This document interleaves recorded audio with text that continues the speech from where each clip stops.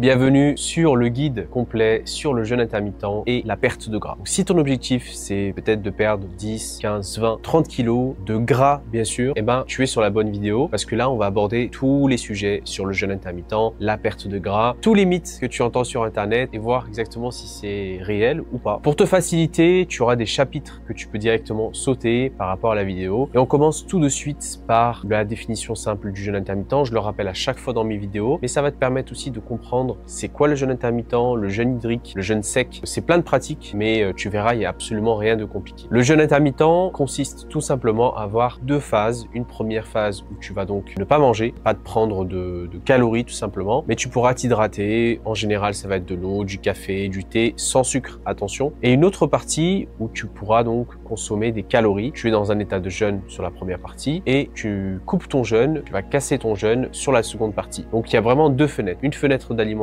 et une fenêtre de jeûne. Ce qu'il faut déjà comprendre, c'est que si tu veux jeûner, en fait le plus important c'est d'essayer d'éviter le grignotage sans forcément jeûner. C'est-à-dire tu peux enlever ton repas de 10 heures, on va dire ton petit grignotage à 10 heures et à 16 heures et ensuite tu auras plus que 3 repas. Et ça c'est déjà une première étape qui consiste à diminuer la fréquence alimentaire et d'avoir le moins de repas possible, des repas plus consistants. Pour te donner mon expérience personnelle, ça fait 8 ans que je fais le jeûne intermittent et plus précisément le jeûne 23-1 qui consiste à avoir 23 heures de jeûne, 1 heure de fenêtre d'alimentation. Je pense que tu en as déjà peut-être entendu parler. Moi, ce que ça m'a permis, je vais te donner tout de suite les transformations que j'ai eues. En à peu près 14 à 15 ans de musculation, ça m'a permis tout simplement d'avoir une meilleure composition corporelle, d'avoir plus de muscles, moins de gras et surtout d'augmenter mes performances, même en jeûne 23. Et c'était important que je puisse te montrer aussi mon expérience sur 8 ans parce que c'est bien de te donner la théorie, mais si finalement je l'applique pas, j'ai pas forcément de recul sur ça, je ne ferai pas de vidéo. Ça, c'est super important pour moi. En fait, la différence du jeûne intermittent par rapport aux autres méthodes, c'est que le jeûne va te permettre d'aller puiser dans les réserves graisseuses assez longtemps pour que ça puisse être efficace, d'accord? Tu vas de toute façon sentir que tu changes de filière énergétique assez souvent. Donc c'est ça aussi la spécificité du jeûne. C'est très souvent, donc tu vas être dans un état de cétose. Il y a des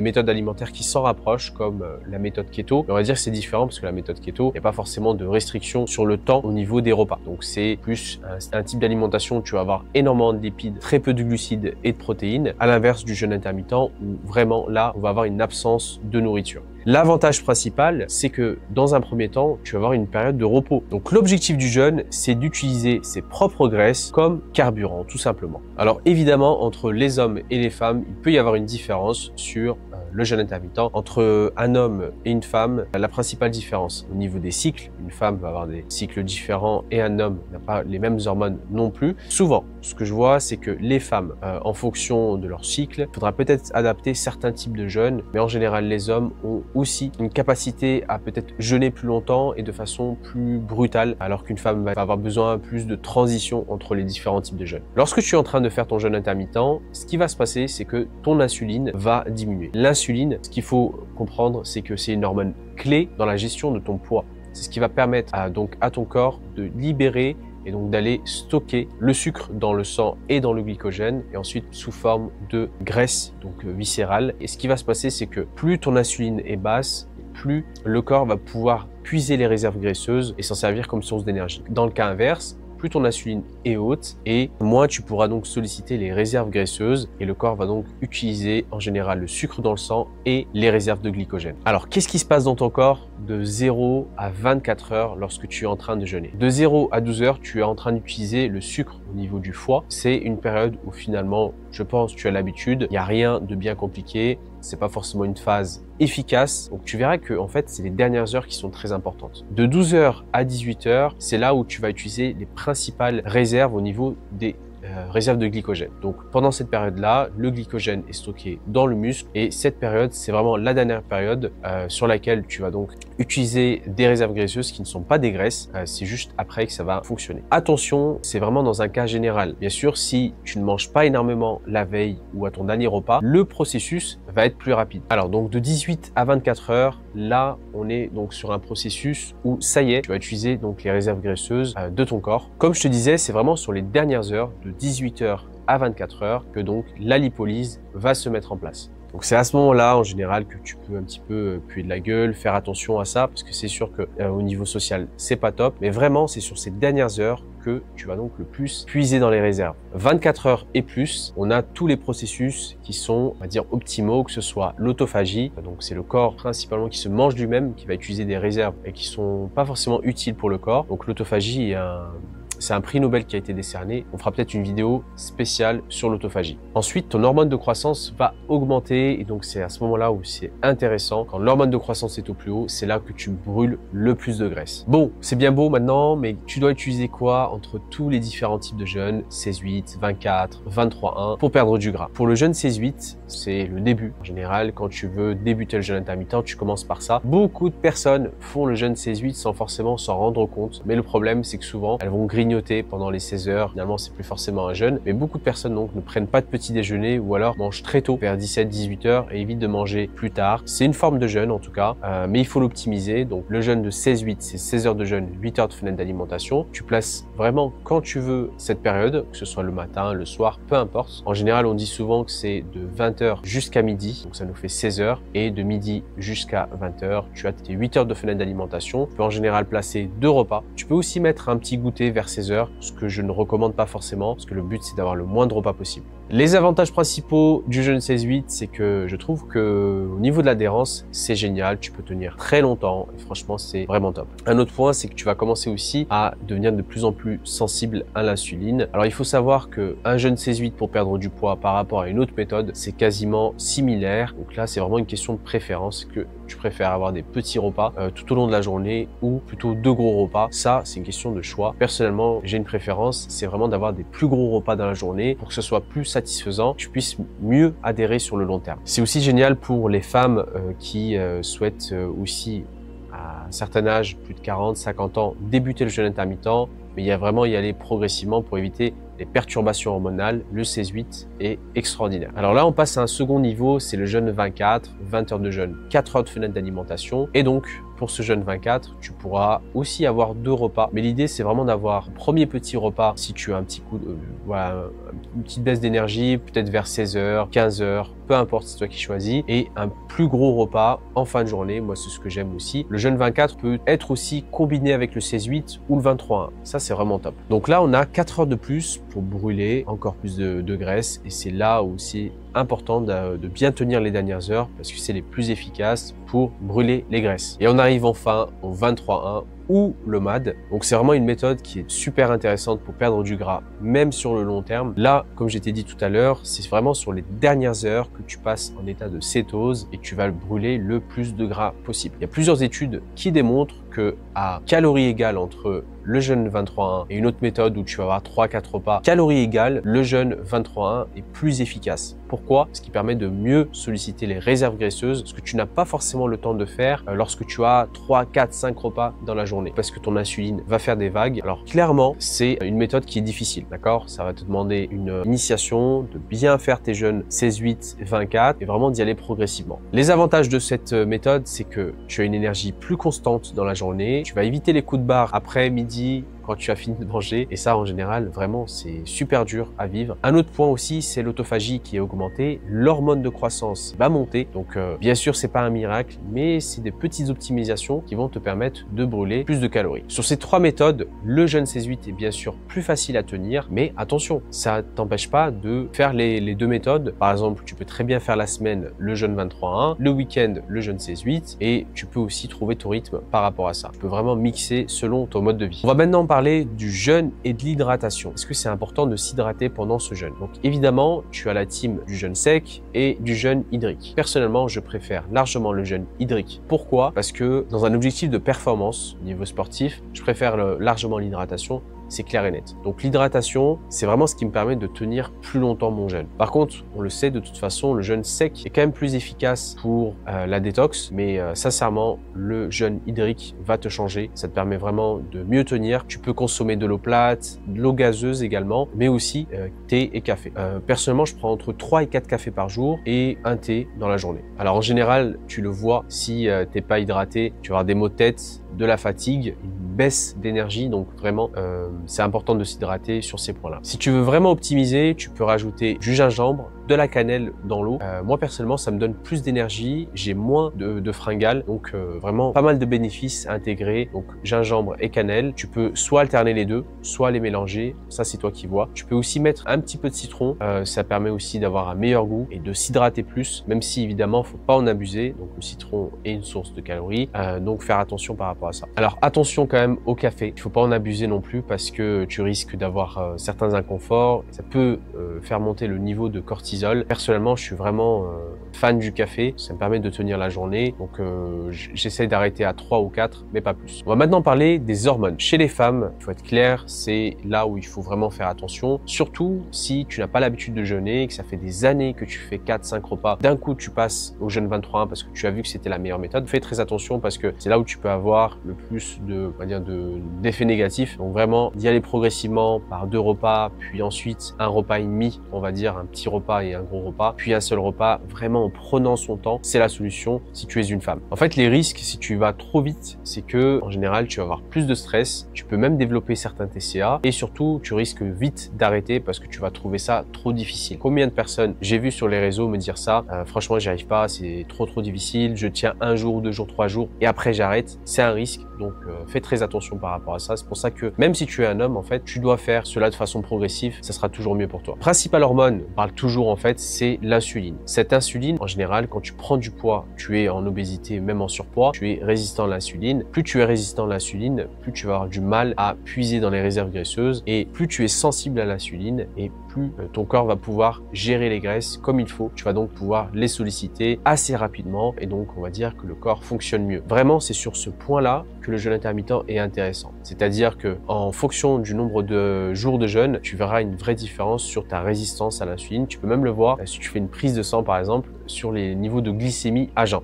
Ça, c'est super important. Donc moi, je m'aperçois que à terme, sur les jeûnes 23-1, c'est là où je vois le plus d'efficacité sur cette hormone. Donc j'ai eu pas mal de personnes en coaching sur les suivis. Je m'aperçois quand même que en fonction des semaines, plus les semaines passent, et surtout en plus c'est des personnes qui sont diabétiques de type 2, elles ont une résistance à l'insuline qui diminue. Donc c'est vraiment parfait pour la perte de gras. Au niveau des études, on voit quand même que sur des groupes de personnes qui ont débuté le jeûne intermittent, il y a énormément de personnes qui ont stocké auparavant au niveau du ventre de la graisse viscérale et ce qui est impressionnant, c'est vraiment cette perte localisée quand tu commences le jeûne. Je sais pas si tu as déjà vu la différence, n'hésite pas à me le dire en commentaire, mais moi je vois pas mal de personnes qui perdent vraiment au niveau du ventre en commençant le jeûne 16-8 et surtout le jeûne 23. Chez les hommes, ce qui est intéressant, même chez les femmes, celles qui font de la musculation, c'est que vraiment tu vas maintenir une bonne masse musculaire et surtout tes performances à l'entraînement ne vont pas diminuer avec les jeûnes intermittents 16-8 et 23-1. Pour qui c'est fait ce jeûne intermittent? En général, on dit souvent que les personnes en surpoids, obésité, ça va être intéressant. Évidemment, il faut avoir un rééquilibrage alimentaire à côté, sinon le jeûne intermittent ne sert à rien. D'ailleurs, le jeûne intermittent, c'est pas une méthode alimentaire, c'est une méthode basée sur le temps. Si tu as également des troubles digestifs, des inconforts, ça peut être intéressant aussi de débuter ce jeûne parce que ça va t'apporter un cadre et surtout du repos. Donc une période de repos, tu ne vas pas solliciter le système digestif et donc à terme, tu verras une amélioration.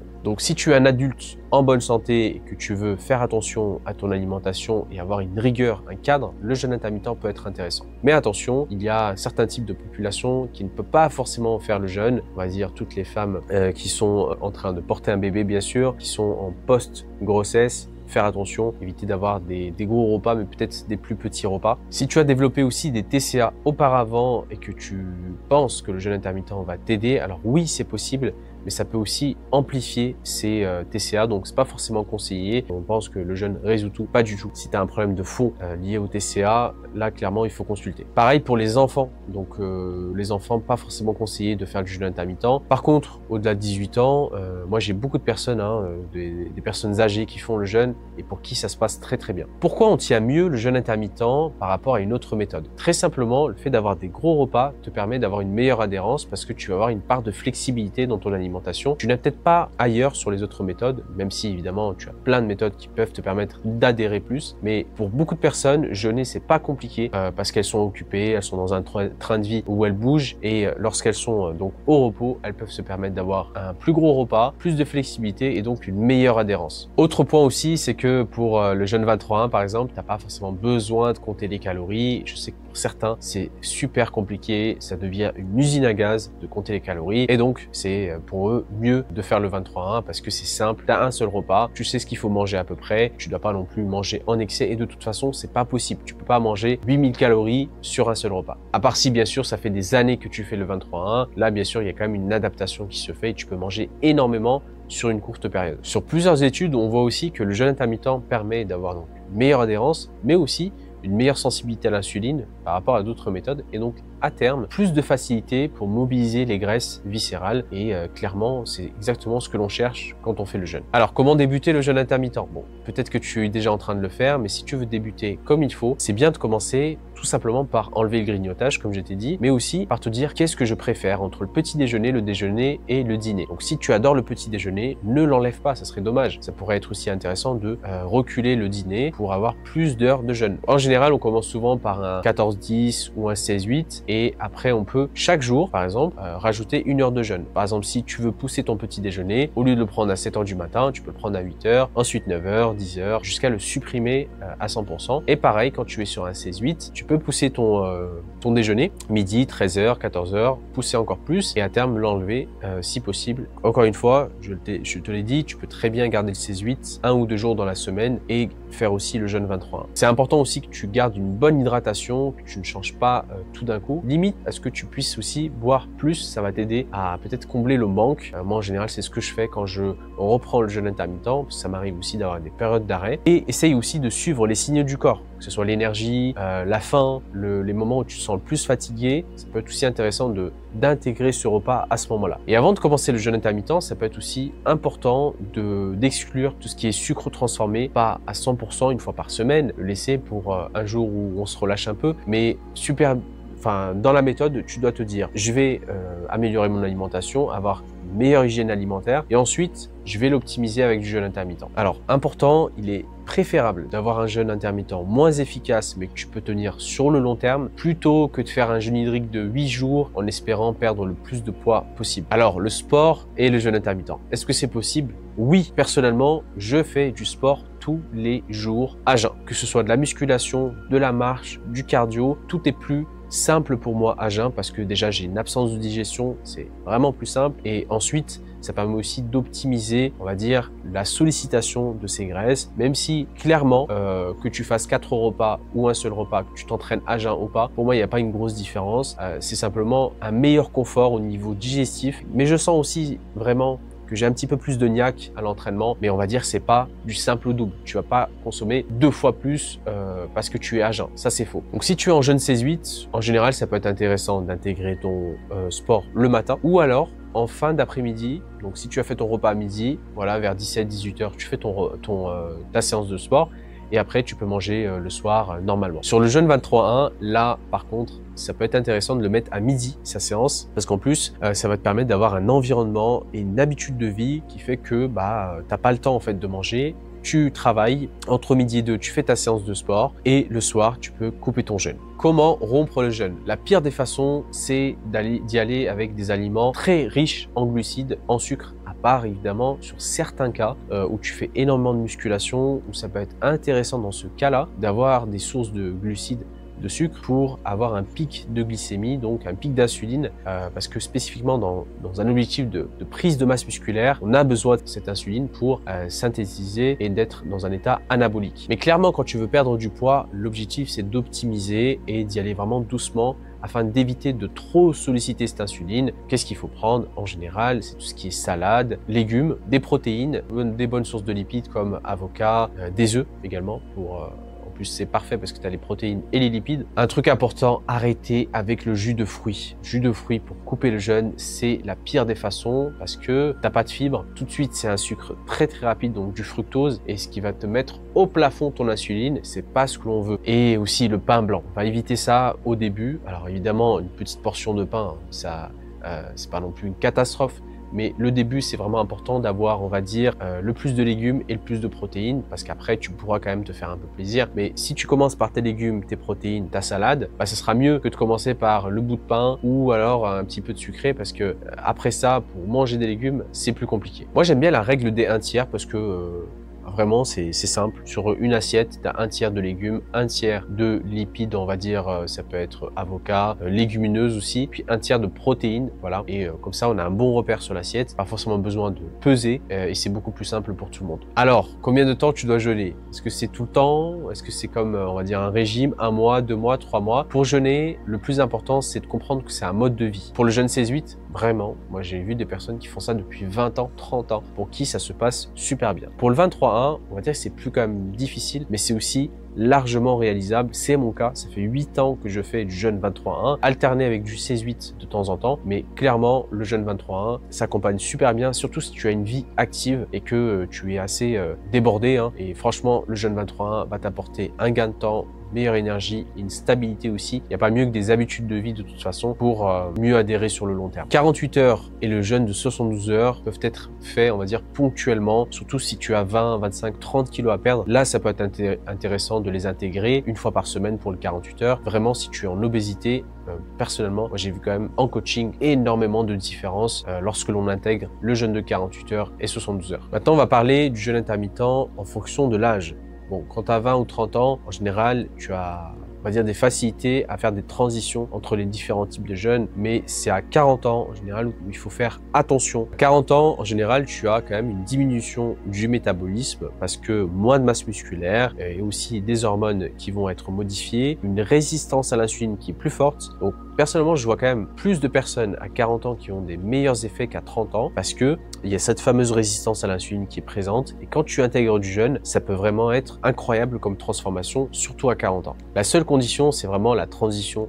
Voilà, pas faire n'importe quoi, de passer à 4 repas à un seul repas. On va dire que certains peuvent y arriver à 40 ans, mais franchement, c'est bien de commencer en prenant son rythme, passer de 3-4 repas, 2 repas et ensuite un seul repas. Et pas faire ça, tu peux faire ça tous les jours, mais si vraiment tu trouves que c'est trop compliqué, que ça ne va pas avec ta vie sociale, ne pas hésiter à utiliser les différentes méthodes de jeûne. À 50 ans pour les femmes, c'est la période ménopause. Je vois essentiellement donc des personnes et des femmes qui m'appellent très souvent à cet âge-là pour me dire j'ai pris beaucoup de gras, qu'est-ce que je dois faire? Il faut respecter absolument cette période de transition du jeûne, mais pour toi, si tu as des difficultés à cet âge-là à perdre du gras, le jeûne intermittent peut vraiment être impressionnant, surtout sur les premières semaines, parce que tu as moins d'inflammation, tu as aussi un meilleur cycle hormonal, mais bien sûr, ça doit vraiment être fait, on va dire, de façon progressive.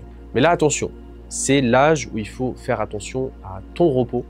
Tu dois vraiment veiller à ça pour être la plus productive possible et avoir le moins d'inconvénients parce que si tu es stressé, que tu ne te reposes pas assez, le jeûne intermittent peut être contre-productif. Bon, maintenant, on va parler du 48 heures et 72 heures pour booster sa perte de gras. Donc, le 48 heures consiste, par exemple, à s'arrêter de manger dimanche soir à 20 h et de reprendre le mardi soir à 20 h. À quoi ça sert exactement? Bon, déjà, il faut savoir que si tu n'as jamais fait le 16-8, le 23-1, ce n'est pas la peine d'y penser, d'accord? Le jeûne 48 heures et 72 heures, c'est difficile, d'accord? Tu vas avoir des moments où tu auras faim, une baisse d'énergie. Par contre, il y a quand même des avantages. Donc, ça permet tout simplement d'aller chercher plus loin au niveau des réserves graisseuses et donc tu vas passer plus de temps en état de cétose et c'est juste dingue comment tu vois la différence. Tu auras aussi en général un sommeil de meilleure qualité, surtout la nuit où tu seras à jeun. Vraiment, pense à moi quand tu vas faire ce jeûne de 48 heures. C'est impressionnant comment tu vas te reposer. Ensuite, ce jeûne de 48 heures, qu'est-ce qu'on peut faire? Donc, on va continuer à s'hydrater, à bouger, rester actif, à faire de la marche si possible. Au niveau des entraînements sportifs plus intenses, on fait quand même attention. Mais moi personnellement, mais après évidemment j'ai l'habitude, ça fait 8 ans que je fais ça, je ne change pas forcément l'intensité, je vais juste plus souvent prendre tout temps de repos.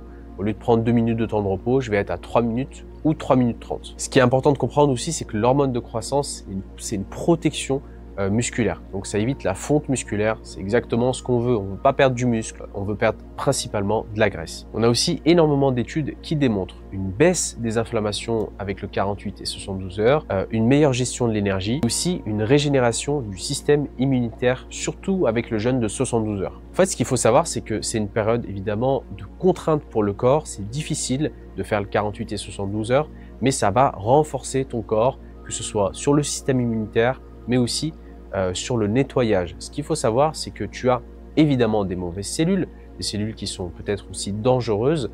Donc faire certains types de jeûnes permet aussi d'aller chercher cette fameuse autophagie qui n'est peut-être pas possible ou alors moins, parce qu'il faut savoir quand tu es en déficit calorique, tu as aussi une période d'autophagie, sauf qu'elle est accentuée avec le jeûne intermittent. C'est aussi un moment où tu vas avoir une période de reset parce que tu as peut-être trop mangé, eu des semaines où c'était on va dire compliqué au niveau du système digestif. C'est vraiment génial ce jeûne de 48 heures et 72 heures dans ces cas spécifiques. Attention, les erreurs à éviter avec le 48 et 72 heures. Le couper avec des pizzas, burgers et tous les fast-food. Ça c'est non. Parce que franchement, si c'est pour faire ça, ne le fais pas, ça sert à rien. Les erreurs, c'est se lancer dans le jeûne de 48 et 72 heures sans préparation, parce que ça va te demander aussi d'alléger les derniers repas. Ensuite, ne pas prendre d'électrolytes, ça c'est un point qui est important. Les électrolytes, c'est sodium, potassium, magnésium, donc c'est des minéraux essentiels pour ton corps que tu peux prendre pendant ton jeûne intermittent, mais aussi ton jeûne prolongé. Et autre point aussi, abuser de ces jeûnes. Alors ils sont très efficaces parce que tu perds du poids rapidement. Bien sûr, tu vas perdre de l'eau, pas que de la graisse, mais de vouloir trop jeûner avec le 72 heures par exemple peut être contre-productif, peut aussi t'amener vers des carences. Donc c'est vraiment important de le faire assez, on va dire ponctuellement. Le 48 heures, si tu as énormément de gras à perdre, oui, ça peut être intéressant, mais le 72 heures, attention, une fois par mois par exemple, ça peut être une bonne fréquence. Alors, il y a énormément de témoignages sur Internet que j'ai eu sur le jeûne intermittent, des résultats qui sont impressionnants, vraiment, sur mes autres réseaux que tu peux me suivre d'ailleurs. Je vois énormément de monde, en moyenne sur 3 mois, qui arrive à perdre entre 10 et 20 kilos. C'est assez large, la plage, mais pour y arriver, il faut simplement on va dire de la discipline sur les journées. Parce que sans ça, sincèrement, ça sert à rien. Si tu fais ça une semaine, c'est pas possible. Donc vraiment, je vois aussi beaucoup de personnes qui me disent avoir vu des transformations impressionnantes, surtout sur le ventre. Donc si tu as tendance à stocker énormément sur le ventre, vraiment, je le répète, mais tu verras une grosse transformation assez rapide. Pourquoi le jeûne intermittent est aussi populaire? C'est que, bien sûr, tu as des premiers résultats sur la semaine 1 et 2. Ce qui n'est peut-être pas le cas avec d'autres méthodes, et on le sait de toute façon, si tu vois pas de résultats, en général, tu vas te démotiver. C'est pour ça, moi, que j'aime bien personnellement avoir des résultats rapides, parce que c'est pour moi un des meilleurs moyens de se booster. Moi, je me booste aux résultats, et sans ça, c'est vrai, ça peut être plus compliqué. Mais de toute façon, tu vas aussi continuer le jeûne pour les autres bénéfices, que ce soit le confort digestif, meilleur sommeil, moins d'inflammation, une meilleure aussi énergie. Bref, il y a beaucoup d'avantages, il y a des inconvénients, mais vraiment, l'adhérence, le mode de vie, ça doit être ça que tu as dans la tête quand tu commences le jeûne intermittent. Pour résumer cette fin de vidéo, le jeûne intermittent, c'est pas une punition, c'est pas de la privation, c'est vraiment un mode de vie, un art, d'accord? Une pratique spécifique, voilà. Au début, tu peux passer un petit peu pour quelqu'un de bizarre, mais beaucoup de personnes vont vouloir faire comme toi. Pour les femmes, attention, allez-y doucement, faites attention au cycle hormonal également, et ça peut être intéressant aussi pour des personnes, des femmes qui ont SOPK. On voit quand même une amélioration de la fertilité, donc, et surtout on voit aussi une amélioration sur les cycles menstruels, donc moins de règles douloureuses, c'est ce que je m'aperçois. Mais bien sûr, comme toute autre on va dire méthode pour perdre du poids, il peut y avoir aussi une absence de règles. Et pour finir, le jeûne intermittent ne sert à rien si tu n'as pas une alimentation peu transformée. Donc, parce que l'alimentation, c'est le plus important avant de parler de jeûne. On doit améliorer l'alimentation et ensuite, on peut optimiser avec le jeûne. Maintenant, donc toi qui me regardes à la fin de la vidéo, je vais te donner un petit conseil de fin. Si vraiment tu veux optimiser ton jeûne intermittent, tu dois au maximum essayer de l'adapter avec ton mode de vie. En fonction de ton travail, de tes contraintes aussi physiques, personnelles, ça c'est super important. Il n'y a pas de jeûne parfait, il y a juste des jeûnes qui peuvent te correspondre, et ça aussi c'est important. C'est pas le jeûne intermittent, c'est les jeûnes intermittents. Donc essaye vraiment de te faire une semaine type. Maintenant, si tu veux être accompagné, eh bien c'est possible, et tu as la possibilité de réserver un appel totalement gratuit pour découvrir le programme Fasting 12.